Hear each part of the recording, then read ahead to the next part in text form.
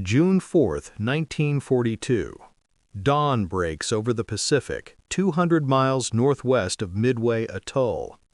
The sea is deceptively calm, long blue swells rolling under a pale orange sky, while 4 Japanese fleet carriers slice through the water in perfect formation.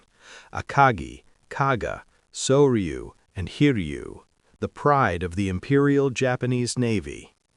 On their bridges, admirals and captains watch the horizon with quiet confidence, convinced the decisive blow is already unfolding exactly as planned. Below decks, aviation fuel fumes mix with sweat and oil. Deck crews move with drilled precision, bare feet slapping against planks still cool from the night air. Nakajima B-5N torpedo bombers and HE-D-3A dive bombers sit armed and waiting. The Japanese believe this is the final act of a campaign that began at Pearl Harbor, the moment when American naval aviation will be erased from the Pacific. Rear Admiral Tamon Yamaguchi, aboard Hiryu, studies reports being passed up from the flagstaff. Midway's airfields are under attack. The island is burning. American resistance, he is told, is disorganized and weak. More importantly, Japanese reconnaissance has found no sign of U.S. carriers. To the men at the top, that silence means only one thing: the Americans are either too late or already beaten. What they do not see is happening far beyond the curve of the sea. To the northeast, hidden by distance and cloud, 3 American aircraft carriers, Enterprise, Hornet, and the hastily repaired Yorktown, are turning into the wind. On their decks, sailors run, shout, and signal amid the rising howl of engines. Dive bombers are being spotted, torpedo planes are being rolled forward, the decks vibrate under full power. Despite the losses at Pearl Harbor, despite months of retreat, the U.S. Navy is still here, and it is about to strike with everything it has. Back aboard the Japanese carriers, confidence hardens into certainty. Vice Admiral Chuichi Nagumo, commanding the 1st Air Fleet from Akagi, receives word that the initial strike on Midway has not destroyed the island's air power. Fighters are still taking off. Anti-aircraft fire remains heavy. Nagumo hesitates. He orders the reserve aircraft, originally armed with torpedoes for a fleet engagement, to be rearmed with bombs for a second strike on the island. That order changes everything.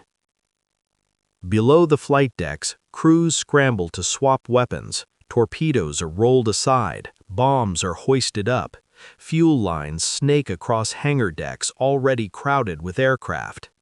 It is a dangerous moment. Planes half-armed, fuel tanks open, decks cluttered with explosives. Yet the Japanese feel no urgency. They believe they have time. After all, the American carriers are gone. Then the first alarms sound. A scout plane reports enemy aircraft approaching. Another report contradicts it. Confusion spreads across the bridges. Nagumo listens, calculating, still convinced the American threat is fragmented at best. Japanese fighter pilots launch to intercept, confident they are swatting the last desperate strikes of a defeated enemy. They have no idea that American carrier air power, far from being crippled, is converging on them in waves. The balance of the Pacific War is about to turn, not with a roar, but with a sudden, horrifying realization. The first American planes arrive low over the water. Torpedo Squadron 815 TBD Devastators from USS Hornet push forward in a straight, unwavering line. Their aircraft are obsolete, slow, and barely armored. Lieutenant Commander John C. Waldron knows it. His pilots know it. Still, they press on, throttles wide open, flying straight into a wall of Japanese fighters and anti-aircraft fire. On Akagi's bridge, officers watch with detached confidence as Zeros dive out of the sun. The Devastators are slaughtered. One by one, they erupt into flame or slam into the sea. There is no fighter escort, no evasive maneuvering, just raw courage and inevitability. By the time the attack ends, Torpedo 8 is annihilated. Only Ensign George Gay survives, floating in the water beneath the battle. But the sacrifice is not meaningless. The Zeros are dragged down to sea level, chasing the torpedo planes. Japanese combat air patrols are scattered. Altitude is lost. Fuel burns away. On the carriers below, deck crews pause, staring upward, convinced the worst is over. Then, at 10:22 a.m., the sky opens. From high above, out of broken cloud, SBD Dauntless dive bombers scream downward. Sirens howl from their wings. Lieutenant Commander Wade McCluskey leads the dive from Enterprise, having followed a lone Japanese destroyer back to the heart of the fleet. In seconds, the war changes. On Akagi, officers watch with detached confidence as Zeros dive out of the sun. The Devastators are slaughtered. One by one, they erupt into flame or slam into the sea. There is no fighter escort, no evasive maneuvering, just raw courage and inevitability. By the time the attack ends, Torpedo 8 is annihilated. Only Ensign George Gay survives, floating in the water beneath the battle. But the sacrifice is not meaningless. The Zeros are dragged down to sea level, chasing the torpedo planes. Japanese combat air patrols are scattered. Altitude is lost. Fuel burns away. On the carriers below, deck crews pause, staring upward, convinced the worst is over. Then, at 10:22 a.m., the sky opens. From high above, out of broken cloud, SBD Dauntless dive bombers scream downward. Sirens howl from their wings. Lieutenant Commander Wade McCluskey leads the dive from Enterprise, having followed a lone Japanese destroyer back to the heart of the fleet. In seconds, the war changes. On Akagi, bombs punch through the flight deck and explode among fueled, armed aircraft. Fire races instantly across the hangar. On Akagi, a single bomb hits near the aft elevator, but it is enough. Fuel lines rupture. Planes detonate. Flames roll end to end. Men run, burn, vanish. Aboard Soryu, 3 direct hits shatter the carrier's spine. Within minutes, she is a blazing wreck.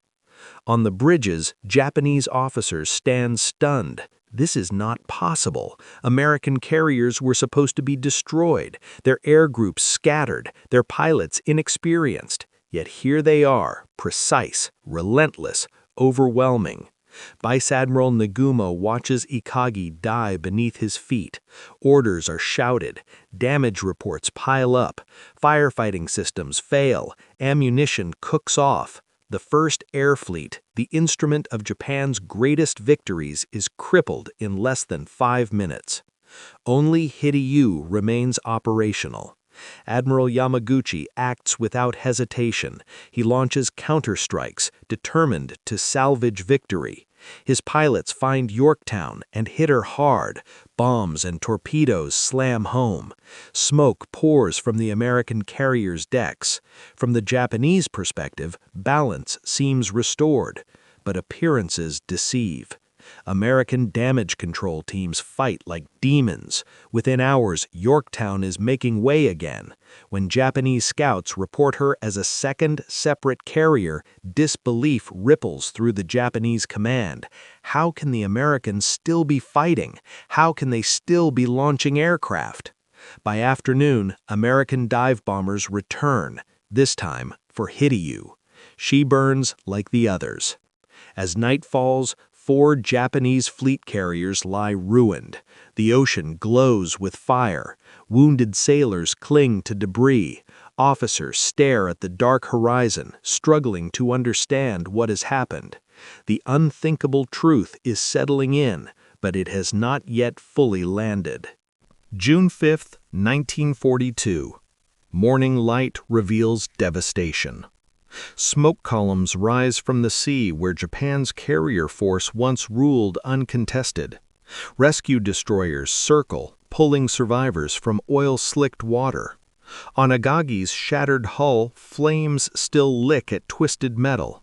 Vice Admiral Nagumo has transferred his flag. His face is rigid, unreadable, but the shock is total.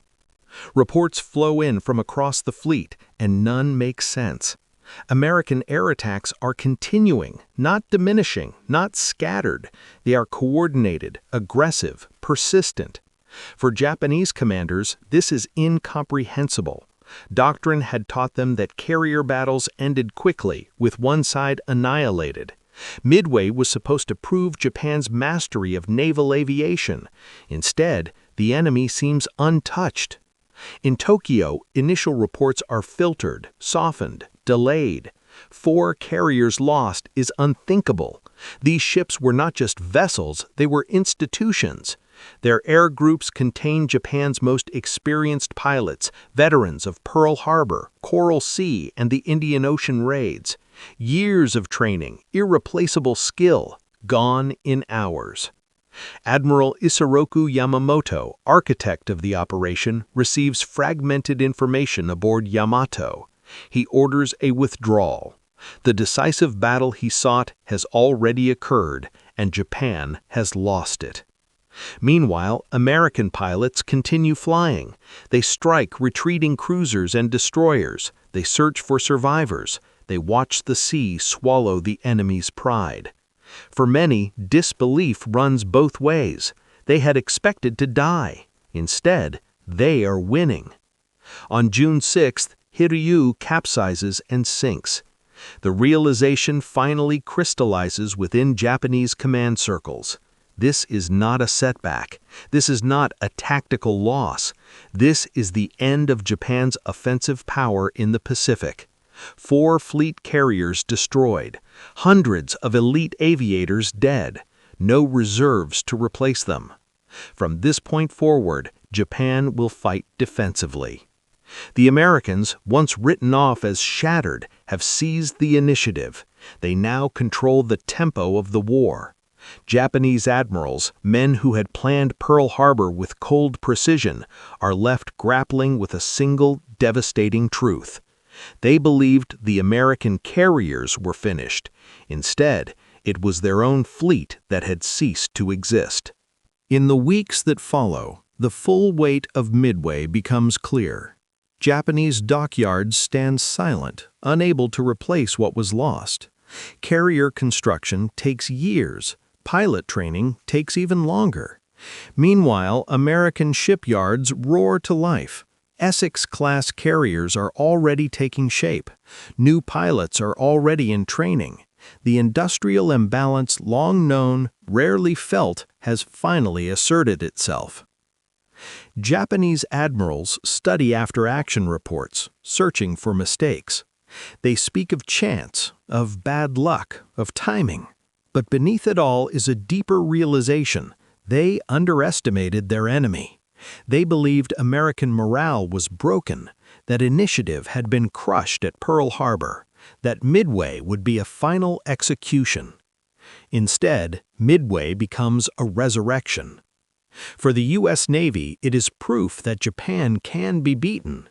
For Japan, it is the moment confidence fractures. Never again will their carriers roam freely across the Pacific. Never again will they strike without fear of retaliation.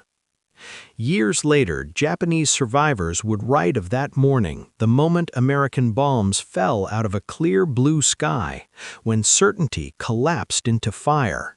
They remembered the shock not of defeat, but of discovery. The enemy they thought destroyed was very much alive, and still fighting. June 1942 does not end the war, but it defines it. From Midway onward, Japan fights a delaying action, trading space for time. Guadalcanal follows, then the long retreat across the Central Pacific. Each battle traces its lineage back to those burning carriers north of a tiny coral atoll. For American sailors and aviators, Midway becomes legend. Not because it was easy, but because it should have been impossible. Outnumbered, outgunned, fighting with damaged ships and untested pilots, they shattered the spear point of an empire. For Japanese admirals, Midway becomes a silent reference point, a before and after. Before, they believed the war could be won quickly. After, they knew only endurance remained. The Pacific would burn for 3 more years, millions would die, cities would fall, but the outcome, once uncertain, had been quietly decided in a single morning when American carriers, supposedly crippled, proved they were still very much alive. And in that moment, the tide of history turned.